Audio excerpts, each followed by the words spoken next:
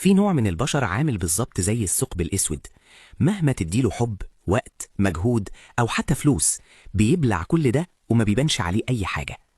انت واهم نفسك انك البطل المنقذ، بس الحقيقة المرة انك مجرد بنزين بيتحرق عشان خاطر واحد عاجبه دور الوجع ومستحلي القعدة ومش عايز يقوم. لازم تفرق، في فرق شاسع بين واحد وقع ومحتاج ايد تسنده عشان يقف، وبين واحد قعد ومستنيك انت اللي تشيله فوق ظهرك وتمشي بيه. صدقني، انت كده مش بتساعده، انت بتدمره وبتدمر نفسك معاه. الجدعنة مش معناها ابدا انك تغرق عشان تثبت انك اصيل. النوع ده من الناس بيتغذى على دور الضحية، بيمص طاقتك ونورك عشان يغذي بيهم سواده وسلبيته، وفي الآخر أول ما طاقتك تخلص وتنهار هيرميك ويدور على ضحية جديدة يمص دمها، وتطلع أنت الخسران الوحيد، خسران أعصابك وعمرك. النجاة بتبدأ لما تفهم حقيقة واحدة: كل إنسان مسؤول عن نفسه، والخطوة اللي تنجيك بجد هي إنك تسحب الفيشة.